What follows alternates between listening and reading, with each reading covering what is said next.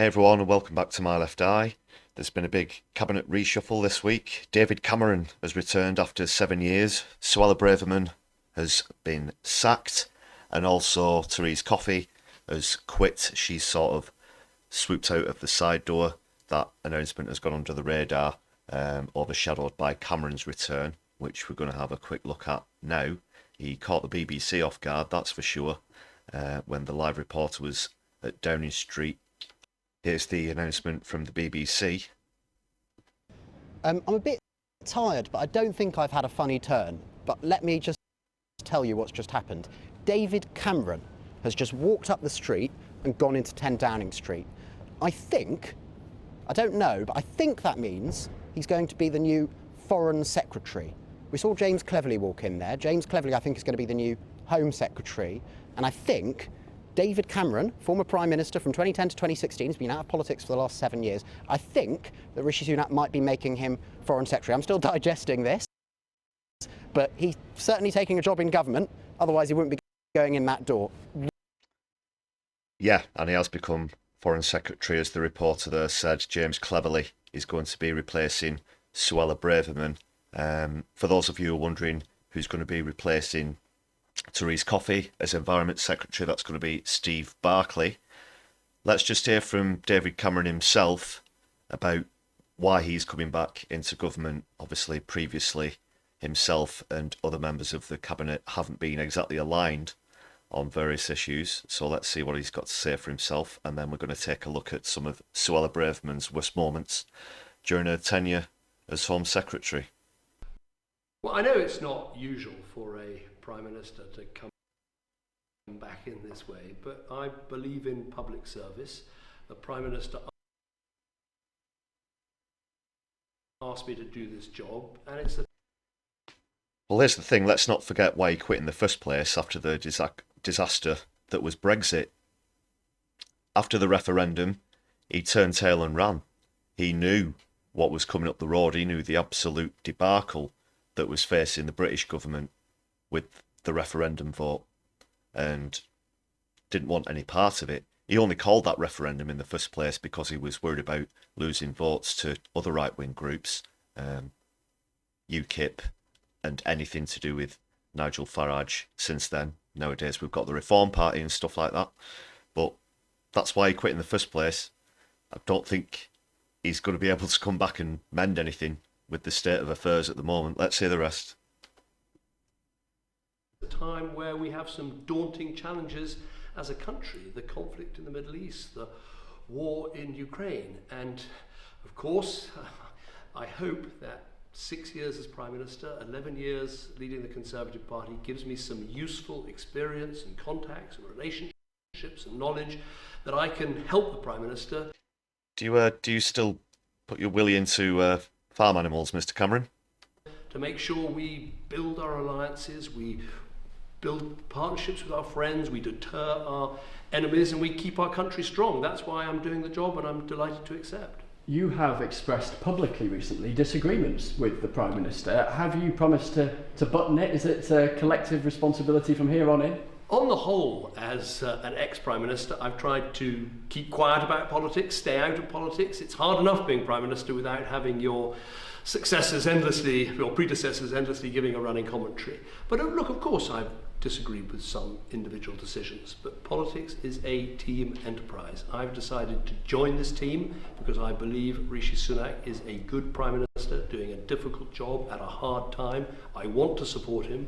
I'm a member of the team, and I accept the cabinet collective responsibility that comes with that.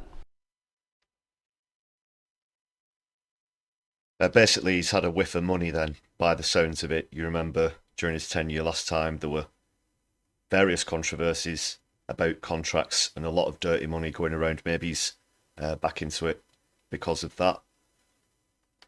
There's another video on the BBC page here. Suella Braverman's, they're calling more controversial moments. She's obviously been sacked. There was a lot of talk and rumour that she could possibly be baiting Rishi Sunak to remove her, and that's why she didn't run that statement about hate mobs with reference to the Palestine marches. She didn't run that past number 10. Maybe she was trying to get sacked so that she'll have a better run at going for leader in the future. That's what a lot of people are saying. Let us know what you think in the comments.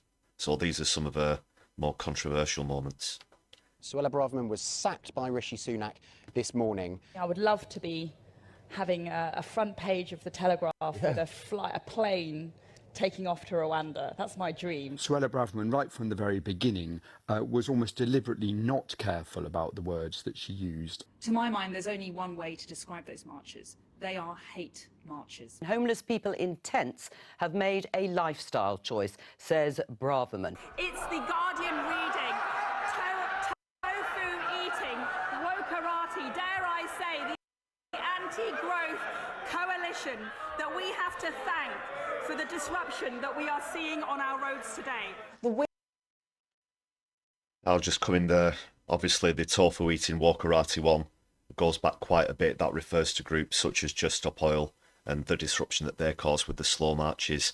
Before that, the one about the hate marches, hate mobs, that obviously flew back in her face. She stirred up a lot of right-wing hate. There were about 100 arrests at last weekend's march, and it was all right-wing groups. Virtually no arrests amongst the around 800,000 people who were on the ceasefire demonstration. So she's clearly speaking against the weight of public opinion. But is she doing that deliberately? Was she trying to get herself sacked?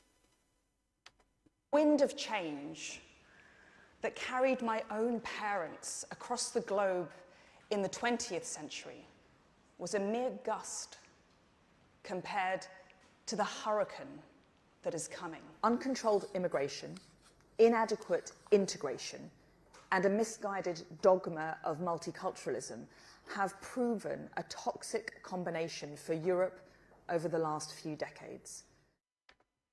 Suella Braverman. Yeah, and of course, she famously said that multiculturalism has failed in this country when, as she rightly described in just the clip previous to that one, that her previous generations have come from abroad. She herself is the descendant of migrants, and she stood on the plinth and said that multiculturalism has failed. So that's what's happened in the reshuffle. Let us know what you think about it. Like I said, just to recap, it looks like David Cameron has gone into the Foreign Secretary position. James Cleverly is going to be replacing Suella Braverman as Home Secretary. He's already put out a statement saying that he's continued to carry on stopping the boats.